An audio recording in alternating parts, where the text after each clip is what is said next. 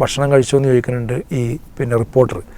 അപ്പോൾ അവർ പറഞ്ഞ ഭക്ഷണം കഴിച്ചു. എങ്ങനെ കഴിച്ചു? എൻ്റെ സുഹൃത്ത് എനിക്ക് വാരി തന്നു എന്നാണ് പറഞ്ഞത്. കാരണം അവരുടെ കൈ കൊണ്ട് മൂക്കിൻ്റെ ഭാഗത്തേക്ക് കൊണ്ടുപോകുമ്പോൾ ആ കൈയുള്ള സ്മെല്ല് പോകുന്നില്ല, മാത്രമല്ല അവർക്ക് കഴിക്കാൻ കഴിയണില്ല. റോബോട്ടിന് ഇത്തരം ഇതുകൾ ചെയ്യാൻ വേണ്ടി റോബോട്ടിന് എന്ത് ചെയ്തപ്പോൾ ഇതിൽ തന്നെ ഇറക്കിയല്ലോ, കൊണ്ടുവന്നു. അപ്പോൾ ഇതൊന്നും ഇവിടെ ഉള്ള സംവിധാനങ്ങളാണ്. അപ്പോൾ അത്തരം സംവിധാനങ്ങളൊക്കെ ഉപയോഗിച്ചുകൊണ്ട് മനുഷ്യനെ അവൻ്റെ ഒരു ഡിഗ്നിറ്റിക്ക് ചേരാത്ത, ഒരു പൗരൻ്റെ ആത്മാഭിമാനത്തിന് ചേരാത്ത കാര്യങ്ങളിൽ നിന്ന് വിട്ടു നിർത്താൻ കഴിയുന്നേ വേണം. തിരുവനന്തപുരത്തെ മാലിന്യ കൂമ്പാരത്തിനിടയിൽ ജോയ് എന്നൊരു സഹോദരൻ മരണപ്പെടുന്ന ഒരു സാഹചര്യം നമ്മൾ കാണുകയുണ്ടായി. ആമയഴഞ്ചാൻ തോട്ടിൽ മാലിന്യം ഒഴിവാക്കുന്നതുമായി ബന്ധപ്പെട്ട പ്രവർത്തനത്തിൽ ഏർപ്പെടുകയായിരുന്നു ആ ഒരു സഹോദരൻ.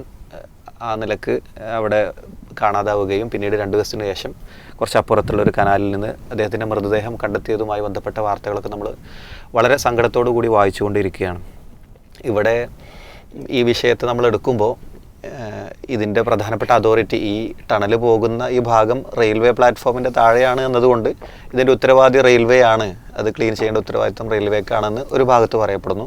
മറ്റൊരു ഭാഗത്ത് ഭരണഘടനാപരമായി ഇതിൻ്റെ ഉത്തരവാദിത്വം മാലിന്യ സംസ്കരണം എന്നത് കോർപ്പറേഷൻ അല്ലെങ്കിൽ തദ്ദേശ സ്വയംഭരണ സ്ഥാപനത്തിനാണ് എന്നുള്ളതും നമ്മൾ കാണുന്നു. ആ നിലയ്ക്കുള്ള പരസ്പരം പഴിചാരലുകളൊക്കെ നടക്കുന്നു. അപ്പോഴും പ്രശ്നം പരിഹരിക്കപ്പെടുന്നില്ല. ആർക്കാണ് ഉത്തരവാദി, ആരാണ് ഉത്തരവാദിത്തം ഏറ്റെടുക്കേണ്ടത്, തുടർ പ്രവർത്തനങ്ങൾ ആർക്ക് എന്ന ചോദ്യത്തിനൊക്കെ നമ്മൾ ഉത്തരം നൽകേണ്ടതില്ലേ ഹമീദ് മാസ്റ്റർ? ഇതിൽ ഇന്നിപ്പം കോടതി സ്വമേധയാ കേസെടുത്തിട്ടുണ്ട്. എന്തായാലും അതിൽ പറഞ്ഞിട്ടുണ്ട് റെയിൽവേ ആണ് എന്ത് ചെയ്യേണ്ടത്, ആ ഭാഗത്തുള്ളത് ക്ലിയർ ചെയ്യേണ്ടതെന്നൊക്കെ പറയുകയൊക്കെ ചെയ്തിട്ടുണ്ട്. 2 കാര്യങ്ങൾ എനിക്ക് ആദ്യം പറയാമെന്ന് വെച്ചാൽ, ഒന്നിപ്പോൾ ആ ഒരു വല്ലാത്ത ആ ഒരു മരണത്തെക്കുറിച്ച് ആലോചിക്കുമ്പോൾ നമുക്ക് ആ ഒരു സഹോദരന് അനുഭവിച്ച ഒരു നിമിഷങ്ങളെക്കുറിച്ച് ആലോചിക്കുമ്പോൾ വല്ലാത്തൊരു തരം വിഷമം തന്നെയാണ് തോന്നുന്നത്. എന്തായാലും അദ്ദേഹത്തിന് വേണ്ടി ആ ചളിവെള്ളത്തിലേക്ക്, ആ മാലിന്യത്തിലേക്ക് ഇറങ്ങിയ കുറേ മനുഷ്യരുണ്ട്.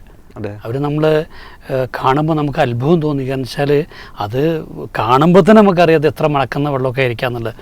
പക്ഷേ യാതൊരുവിധ മടിയുമില്ലാതെ ആ തെരച്ചിലിന് മുന്നോട്ടിറങ്ങിയ കുറേ ആളുകളുണ്ട്. എന്തായാലും അവരെ നമുക്കെന്തായാലും ഒന്ന് അഭിനന്ദിക്കാതെ വയ്യ.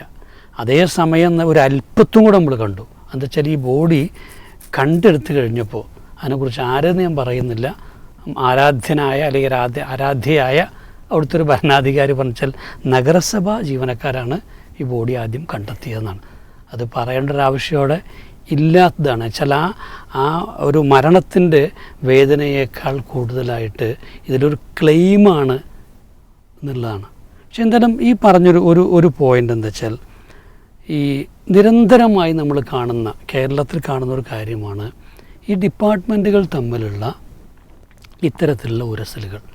അത് പലപ്പോഴും നമ്മൾക്ക് മനസ്സിലാക്കാൻ വെച്ചാൽ ഒരു അക്കൗണ്ടബിലിറ്റി ഇല്ല. ഒരു ഡിപ്പാർട്ട്മെൻറ്റിനും അക്കൗണ്ടബിലിറ്റി ഇല്ല.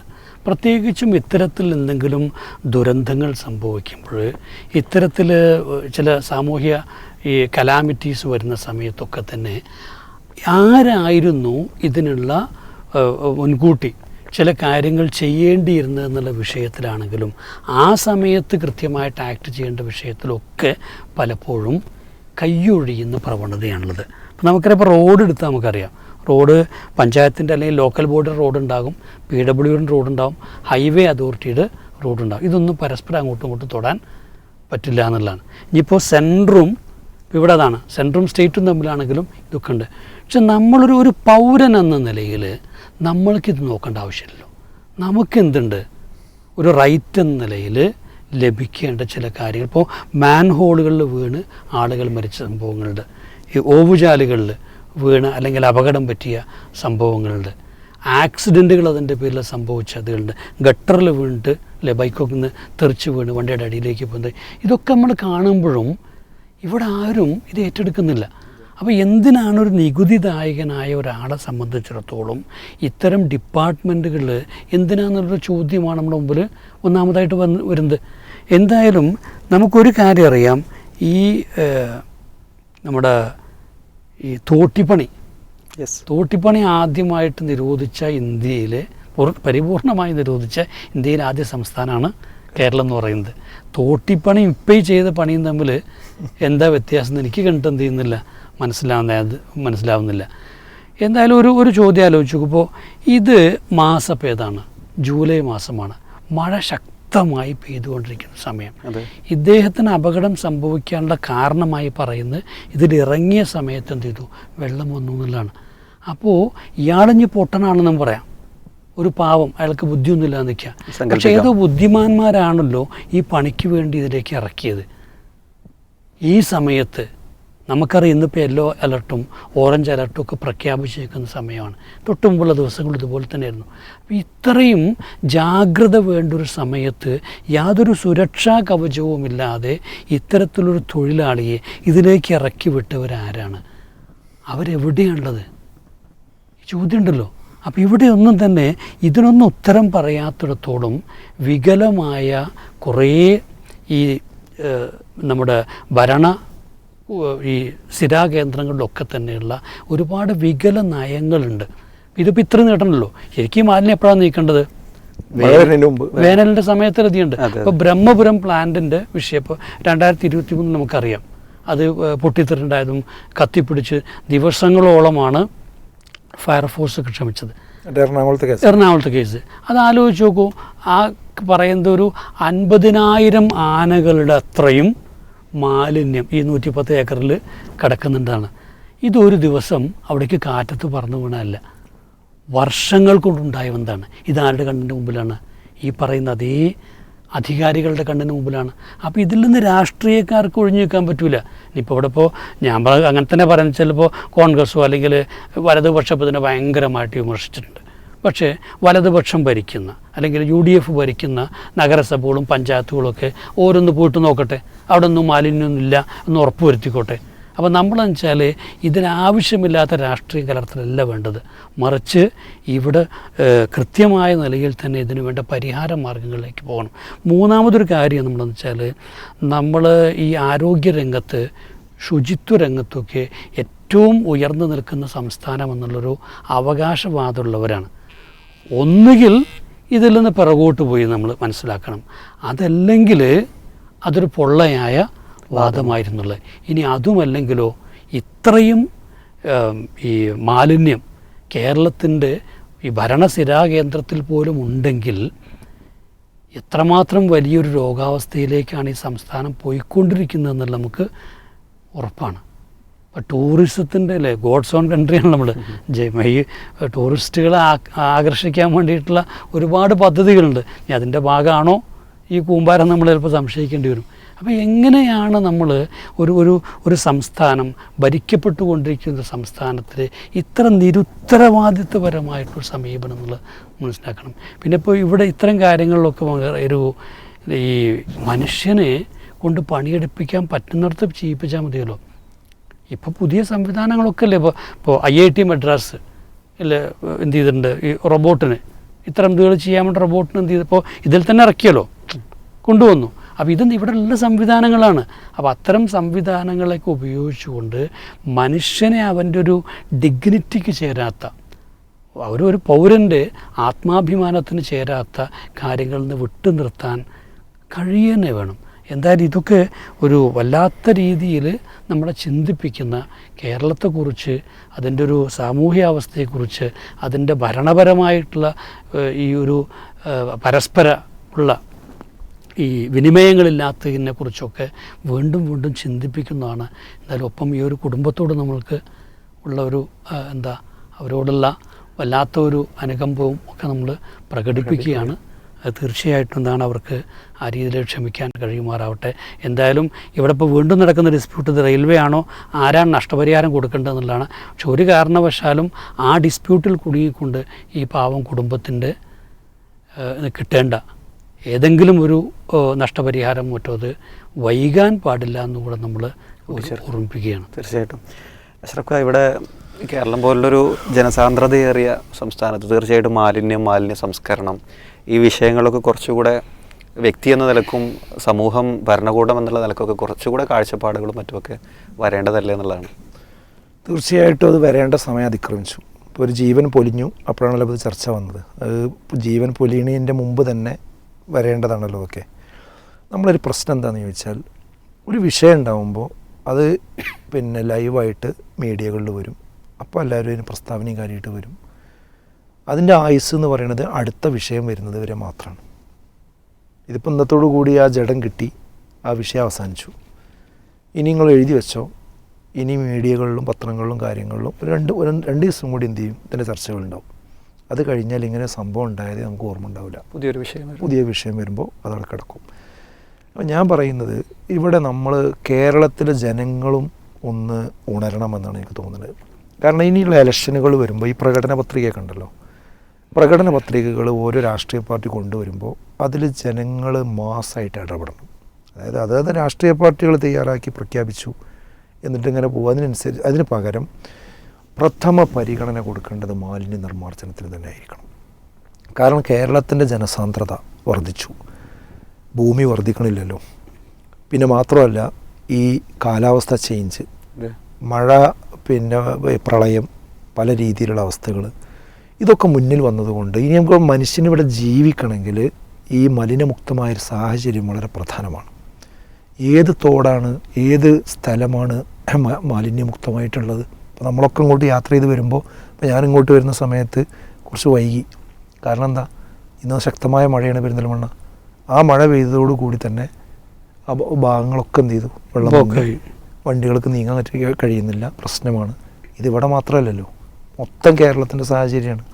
അപ്പോൾ അതുകൊണ്ട് അടുത്ത തെരഞ്ഞെടുപ്പുകളൊക്കെ വരുമ്പോൾ ജനങ്ങൾ മുൻകൈ എടുത്തിട്ട് ഇതിനൊരു മാസ്റ്റർ പ്ലാൻ, ഒരു ശാശ്വത പരിഹാരം ഈ പിന്നെ മാലിന്യ നിർമ്മാർജ്ജനത്തിന് എന്ത് ചെയ്യണം, ഉണ്ടാവണം. അതേത് രാഷ്ട്രീയ പാർട്ടി ചെയ്യും എന്നുള്ളിടത്ത് ചർച്ച കൊണ്ടുവന്ന് അത് അവരെ കൊണ്ട് ചെയ്യിപ്പിക്കാനും അത് രാഷ്ട്രീയ പ്രവർത്തകർ ചെയ്യാനും പിന്നെ തയ്യാറാവുക എന്നത് വളരെ അത്യാവശ്യമാണ്. ഇനി വരാനുള്ള തദ്ദേശ സ്വയംഭരണ തെരഞ്ഞെടുപ്പിലെ പ്രധാന ചർച്ച ഇതായി മാറണം. ഓരോ തദ്ദേശ സ്ഥാപനങ്ങളും അവരുടെ കീഴിലുള്ള സാധനങ്ങൾ നന്നാക്കാൻ തീരുമാനിച്ചാൽ മതി. പക്ഷേ അതുകൊണ്ട് മാത്രമായില്ല, അതിന് ആധുനിക സംവിധാനങ്ങളും സൗകര്യങ്ങളൊക്കെ ഉപയോഗപ്പെടുത്തണം. പിന്നെ നന്നായ പഠനം വേണം. ഇപ്പം എന്താ വെച്ചാൽ, ഇപ്പോൾ ചില സ്ഥലങ്ങളിലൊക്കെ നന്നായിട്ട് ഓവുചാലും കാര്യങ്ങളൊക്കെ ഉണ്ടാക്കും, ഒരുപാട് കാശിന് ചിലവാക്കും, നമ്മളൊരുപാട് ട്രാഫിക് പ്രശ്നങ്ങൾ അനുഭവിക്കും. എന്നിട്ട് ഇതൊക്കെ മൂടിക്കഴിഞ്ഞാൽ പിന്നെയും പഴയ പോലെ തന്നെ ആയിരിക്കും അവിടെ. അതെന്തുകൊണ്ടാണെന്ന് വെച്ചാൽ ഇതിനെക്കുറിച്ചുള്ള ഒരു ശാസ്ത്രീയ പഠനം നടത്തിക്കൊണ്ടല്ല പലപ്പോഴും എന്ത് ചെയ്യുന്നത്, ഇത് ചെയ്യുന്നത്. പലപ്പോഴും നമ്മളെ PWDൻ്റെ പറ്റി ഇങ്ങോട്ട് പറയാറുണ്ട്, റോഡൊക്കെ നന്നാക്കി പോയ അപ്പോൾ ഗ്യാസിൻ്റെയും പിന്നെ ഇതിൻ്റെ എന്നിട്ട് അവർ കയറാൻ തുടങ്ങും. എന്നിട്ട് അവരതാകെ അതിനുവേണ്ടി കാത്തു കയറുന്നു. അങ്ങനെ ഒരു കോർഡിനേഷനും ഇല്ലാത്ത, ഏകോപനമില്ലാത്ത രീതിയിലുള്ള കാര്യങ്ങളാണ് പ്രത്യേകിച്ച് ഈ റോഡും അതുപോലെ ആയിട്ട് ബന്ധപ്പെട്ട കാര്യങ്ങൾ. അതിനൊക്കെ ഒരു ശാശ്വത പരിഹാരം ഉണ്ടാകാൻ നല്ല പഠനം നടത്തി, അതിന് വിദേശ രാഷ്ട്രങ്ങളൊക്കെ സന്ദർശിച്ചും പോയിട്ടും കണ്ടും മനസ്സിലാക്കിയിട്ട് എന്ത് ചെയ്യണം, ഒരു കൃത്യമായ പ്ലാനിലേക്ക് പറഞ്ഞാൽ മാത്രം നടക്കും, ആ പ്ലാൻ ഉണ്ടായിക്കൊള്ളുന്നില്ല. പിന്നെ ഇത് ചർച്ച വരുമ്പോഴും തന്നെ ഈ കുളച്ചണ്ടി ഈ മാലിന്യം നീക്കുന്നത് പോലെ തന്നെയാണ് ചർച്ചയും. അതായത് ഈ സാധനം നിങ്ങളെ മുമ്പേക്ക് ഞാൻ നീക്കിത്തരിക, നിങ്ങൾ എൻ്റെ മുമ്പേക്ക് നീക്കിത്തരിക. അതേപോലെ ഇതിൻ്റെ ഉത്തരവാദിത്തം റെയിൽവേ ആണെന്ന് പറയാം, റെയിൽവേ പറയുന്നത് കോർപ്പറേഷനാണെന്ന് പറയാം. പിന്നെ എന്ത് സംസ്കാരം നമുക്കുള്ളത്, നമ്മളെന്ത് പ്രബുദ്ധമായ മലയാളികളാണെന്നാണ് പറയുന്നത്. അപ്പോൾ അത് ചർച്ച നടക്കട്ടെ, പക്ഷേ ഇതിന് ശാശ്വത പരിഹാരത്തിലേക്ക് എന്ത് ചെയ്യണം, വരണം. പിന്നെ ഇവിടെ ഒരു വിഷയം, നമ്മളിതിൻ്റെ മറ്റൊരു വശം ശ്രദ്ധിക്കേണ്ടത് എന്താ വെച്ചാൽ, ഈ ജോയ് എന്ന് പറയുന്ന വ്യക്തി, ഇപ്പോൾ മാധ്യമങ്ങളൊക്കെ പറഞ്ഞല്ലോ 1500 രൂപക്ക് വേണ്ടിയാണെന്ത് അദ്ദേഹം ഈ ജോലി എടുക്കാൻ തയ്യാറായതെന്നുള്ളതാണ്. ഇതിൽ നിന്ന് നമ്മൾ മനസ്സിലാക്കേണ്ട ഒരു കാര്യം എന്താ വെച്ചാൽ, ഒന്ന് ഗവൺമെൻറ് ഇങ്ങനെയുള്ള ഒരു സമൂഹം നമ്മളെ നാട്ടിലുണ്ട് എന്നത് കണ്ണ് തുറന്ന് കാണണം. അതായത് ഇത്ര മലിനമായ അതിൽ മുങ്ങാൻ ഒരു 1500 രൂപ കിട്ടിയാൽ ഞാൻ മുങ്ങിക്കോളാം എന്ന് പറയുന്നൊരു വിഭാഗം ഇപ്പോഴും നമ്മുടെ നാട്ടിലുണ്ട് എന്ന് പറയുന്നത് നമ്മുടെ സർക്കാരുകൾക്കൊക്കെ വലിയ മാനക്കേടാണ്. അങ്ങനത്തെ ഒരു വിഭാഗം ഉണ്ടാകാൻ പാടില്ല. ഇനി രണ്ടാമത്തത്, നമ്മളടക്കം ഇപ്പോൾ ഇരിക്കുന്ന നമ്മൾ മൂന്ന് പേരടക്കം, നമ്മളെ മക്കളടക്കം, നമ്മുടെ കുടുംബമടക്കം, നമ്മുടെ സമൂഹമടക്കം ഇത്തരം സാഹചര്യത്തെ ഒന്ന് കാണേണ്ടതുണ്ട്. കാരണം ഇപ്പോൾ കേരളത്തിൻ്റെ സാഹചര്യം എന്താ വെച്ചാൽ, റോഡ് മുഴുവൻ ഹോട്ടലുകൾ, അതുപോലെ തന്നെ ഒരു വളരെ ലാവിഷായിട്ടുള്ളൊരു ജീവിതമാണിത് മൊത്തത്തിൽ നമുക്ക് കാണാൻ കഴിയുന്നത്. ഈ 1500 രൂപയൊക്കെ ഒരു ഹോട്ടലിൽ കയറിയിട്ട് 2-3 ആളുകൾ ഭക്ഷണം കഴിച്ചാൽ തീരാവുന്ന രീതിയിലൂടെ കുറേ വേസ്റ്റാക്കിയിട്ട് ഇറങ്ങി പോകുന്ന ഒരവസ്ഥ. ഇതൊക്കെ കേരളത്തിൽ ഇപ്പോൾ വളരെ വലിയ രീതി കണ്ടുകൊണ്ടിരിക്കും. പുതിയ തലമുറയെ സംബന്ധിച്ചിടത്തോളം പറയും വേണ്ട, അവർക്കൊന്നും വീട്ടിലുണ്ടാക്കുന്ന ഭക്ഷണം തന്നെ പറ്റില്ല. ഓരോ ദിവസവും 1000, 1500, 2000, 3000 കൊടുത്തുകൊണ്ട് ഹോട്ടലിൽ നിന്ന് ഇവിടുന്ന് കൊണ്ടിരുന്ന ഭക്ഷണമേ പറ്റണുള്ളൂ. അപ്പോൾ ഇവരൊക്കെ ഒന്ന് കണ്ണ് തുറന്ന് കാണുന്നത് ഈ 1500 രൂപ കിട്ടാൻ വേണ്ടിയിട്ട് ഈ മലിനജലത്തിൽ ഇറങ്ങണ മനുഷ്യന്മാർ ജീവിക്കുന്നൊരു നാട്ടിലാണ് നമ്മൾ ജീവിക്കുന്നത് എന്നുള്ളത് നാട്ടുകാരും അറിയണം, സർക്കാരും കണ്ണു തുറന്ന് കാണണം. ഈ സാഹചര്യം ഇല്ലാതെയാക്കാനുള്ള പരിശ്രമം നടത്തുകയും ചെയ്യേണ്ടതുണ്ട്. പിന്നെ അമിത് മാഷ് പറഞ്ഞു പോയൊരു വിഷയം നമ്മൾ ഒന്നും കൂടി ഊന്നി പറയണമെന്ന് എനിക്ക് തോന്നുന്നു.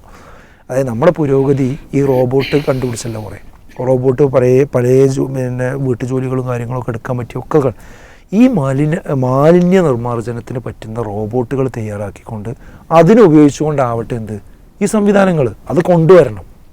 അതിന് ആ ജോലി അവരെ ഏൽപ്പിച്ചുകൊണ്ട് ജനങ്ങളെ മനുഷ്യന്മാരതിൽ നിന്ന് മാറ്റിയെടുക്കുന്ന രീതിയിലേക്ക് ഇനിയെങ്കിലും വരാൻ നമ്മൾ സമയം വൈകാൻ പാടില്ല.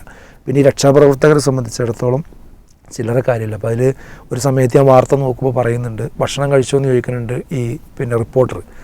അപ്പോൾ അവർ പറഞ്ഞ ഭക്ഷണം കഴിച്ചു. എങ്ങനെ കഴിച്ച്? എൻ്റെ സുഹൃത്ത് എനിക്ക് വാരി തന്നു എന്നാണ് പറഞ്ഞത്. കാരണം അവരുടെ കൈ കൊണ്ട് ഇത് മൂക്കിൻ്റെ ഭാഗത്തേക്ക് കൊണ്ടുപോകുമ്പോൾ ആ കൈയുള്ള സ്മെല്ല് പോകുന്നില്ല, മാത്രമല്ല അവർക്ക് കഴിക്കാൻ കഴിയണില്ല. അപ്പോൾ നിങ്ങളൊന്ന് ആലോചിച്ച് നോക്കേണ്ട അവസ്ഥ. അപ്പോൾ ഏതായിരുന്നാലും അതിന് രക്ഷാപ്രവർത്തനം നടത്തിയ ആളുകൾ എന്ന് പറഞ്ഞാൽ അത് അവരെത്ര നമ്മൾ പ്രശംസിച്ചാലും മതിയാവില്ല എന്നുള്ളത് തന്നെയാണ്. ഏതായാലും പ്രശ്നമുണ്ടാകാൻ കാത്തിരിക്കാതെ പ്രശ്നം വരുന്നതിന് മുമ്പ് ഇത് പരിഹരിക്കാനുള്ളൊരു അജണ്ട ഇനി കേരളം എന്ത് ചെയ്യാൻ പാടില്ല, വൈകാൻ പാടില്ല. വകുപ്പുകൾ തമ്മിൽ ഏകോപനം ഉണ്ടാവണം. ഇപ്പോൾ ഈ വിഴിഞ്ഞ പദ്ധതിയെ സംബന്ധിച്ചാണ് ഇപ്പോൾ നമ്മൾ വലിയ സംഭവമായിട്ട് പറയുന്നത്. അപ്പോൾ ഈ വിഴിഞ്ഞവുമായി ബന്ധപ്പെട്ടുകൊണ്ടാണ് ഇതിൻ്റെ മാലിന്യം ക്ലിയറാക്കാൻ വേണ്ടി കണ്ട് പരിശ്രമം തുടങ്ങിയതെന്നൊക്കെയാണ് കേൾക്കുന്നത്. നമുക്ക് വിഴിഞ്ഞോ മറ്റുമൊക്കെ വരുന്നതിൻ്റെ മുമ്പ് ഇങ്ങനെയുള്ള പ്രോജക്റ്റുകൾക്കാണ് എന്ത് ചെയ്യേണ്ടത്, വലിയ പ്രാധാന്യം ശരിക്ക് നമ്മൾ കൊടുക്കേണ്ടത്. നമ്മുടെ രീതി എന്താണെന്ന് വെച്ചാൽ ഒക്കെ മറച്ചു വെക്കുക എന്നുള്ളതാണ്. അതായത് ഇപ്പോൾ പിന്നെ ഡൽഹിയിൽ ഓർമ്മ ഉണ്ടല്ലോ, കഴിഞ്ഞ പ്രാവശ്യം പിന്നെ അമേരിക്കൻ പ്രസിഡന്റ് വന്നപ്പോൾ ചേരി പ്രദേശങ്ങൾ കംപ്ലീറ്റ് എന്ത് ചെയ്തു, മറച്ചു. ഇതിപ്പോൾ തുടങ്ങിയൊന്നുമല്ല, എല്ലാ സമയത്തും ഇങ്ങനെ തന്നെ പൊളിഞ്ഞ റോഡുകൾ, മോശപ്പെട്ട ചേരി പ്രദേശങ്ങൾ അതൊക്കെ മറച്ച് പോളിഷ് കാണിച്ച് മറ്റുള്ള ആളുകളെ കൊണ്ടുപോകുന്ന രീതി ഉണ്ടല്ലോ. ഇത് മൊത്തത്തിലുള്ള പ്രശ്നമാണ്, ഇന്ത്യയുടെ മൊത്തത്തിലുള്ള പ്രശ്നമാണ്. അതിനൊരു ശാശ്വത പരിഹാരം എന്ത് ചെയ്യണം, അടിയന്തരമായിട്ട് ഉണ്ടാവണം. പിന്നെ അവസാനം അമിത് മാഷ് പറഞ്ഞ് നിർത്തിയൊരു കാര്യമുണ്ടല്ലോ, ഇവർക്ക് എത്രയും പെട്ടെന്നൊരു ഇത് കൊടുക്കണം എന്ന് പറഞ്ഞല്ലോ, നഷ്ടപരിഹാരം കൊടുക്കണം. അപ്പോൾ ആ നഷ്ടപരിഹാരം കൊടുക്കാൻ ഇനി അങ്ങോട്ടും ഇങ്ങോട്ടും തർക്കിക്കേണ്ട കാര്യമില്ല, പെട്ടെന്ന് സർക്കാരിന് പ്രഖ്യാപിക്കാൻ. ഇതിന് വേറൊരു കാര്യം കൂടിയുണ്ട്. അതായത് ഇതിൽ വെള്ളാപ്പള്ളിക്ക് ചെറിയൊരു ആശ്വാസം ഉണ്ടാവും. അതായത് 2015 നിങ്ങൾക്ക് ഓർമ്മ ഉണ്ടാവും, കോഴിക്കോട് ഒരു ആള് ഇതേപോലെ കടലിൽ പോയിട്ട് ആ മാൻഹോളിൽ ഇറങ്ങിയ നൗഷാദ് എന്ന വ്യക്തി മരണപ്പെട്ടു പോയി. അതായത് ആരും പറഞ്ഞിട്ടില്ല, രക്ഷിക്കാൻ ശ്രമിച്ച് മരണപ്പെട്ടു പോയതാണ്. അപ്പോൾ ആ കുടുംബത്തിന് എന്ത് ചെയ്തു, 10 ലക്ഷം രൂപ ഗവൺമെൻറ് നഷ്ടപരിഹാരത്ത് കൊടുത്തു. അന്ന് വെള്ളാപ്പള്ളി പ്രസംഗിച്ചതാണ് മുസ്ലിം ആയതുകൊണ്ടാണ് ഈ 10 ലക്ഷം ഗവൺമെൻറ് കൊടുത്തത്, ഹിന്ദു ആണെങ്കിൽ തിരിഞ്ഞു നോക്കൂല. അത്ര പച്ചവർഗീയത അന്ന് അദ്ദേഹം ചെയ്തിട്ടുണ്ട്, പറഞ്ഞിട്ടുണ്ട്. അതിന് ശേഷമാണ് ഇപ്പോൾ ഈ കള്ളക്കണക്കൊക്കെ വെച്ച് കണ്ട് അദ്ദേഹത്തിൻ്റെ സംസാരം വന്നത്. അദ്ദേഹത്തിന് ഏതായിരുന്നാലും ഇത് ജോയി ആയതുകൊണ്ട് ഒരു പ്രയാസം ഉണ്ടാവില്ലല്ലോ. അതുകൊണ്ട് സർക്കാരിന് അതിനെന്ത് ചെയ്യണ്ട, ഈ മുസ്ലിങ്ങൾക്ക് കൊടുത്തു എന്നുള്ള വിഷമം ഇതിലുണ്ടാകേണ്ട കാര്യമില്ല. വേഗം എന്ത് ചെയ്യുക, ഇവർക്ക് നഷ്ടപരിഹാരം വേഗം കൊടുക്കുക. അത് ഒരിക്കലും പിന്നെ ഇനി വെയിറ്റ് ചെയ്യേണ്ട കാര്യം. നമ്മളതിൽ ജാതി മതമൊന്നും കാണുന്നത് മനുഷ്യന്മാരാണ്. ഈ മനുഷ്യന്മാരെന്ത് ചെയ്യും, മനുഷ്യന്മാരായിട്ട് കാണണം. ഈ വെള്ളാപ്പള്ളിയെ പോലുള്ള രൂപത്തിൽ എന്ത് ചെയ്യാൻ പാടില്ല, സംസാരിക്കാൻ പാടില്ല. അപ്പോൾ അത്തരം കാര്യങ്ങൾ കൂടി. പിന്നെ മാത്രമല്ല, ഇവിടെ വേറൊരു കാര്യം കൂടി നമ്മൾ ശ്രദ്ധിക്കേണ്ടത് എന്താണെന്ന് വെച്ചാൽ, ഇതിപ്പോൾ ക്യാമറ 24-34 മണിക്കൂർ 40 മണിക്കൂർ ഈ തോട്ടിലേക്കും ഈ തെരച്ചിലിലേക്കും തിരിഞ്ഞതുകൊണ്ടാണ് നമ്മളിതിനെക്കുറിച്ച് സംസാരിക്കുന്ന പത്രങ്ങളിലൊക്കെ വന്നതും. അതേപോലെ ഇപ്പോൾ ഒരു വെടിയേറ്റു അവർക്ക് ട്രംപിന്, അതും വലിയ ചർച്ചയാണ്, ഇപ്പം ഇന്നത്തെ ചർച്ചയാണ്. അതും ക്യാമറ അവിടേക്ക് തിരിഞ്ഞതുകൊണ്ടാണ്.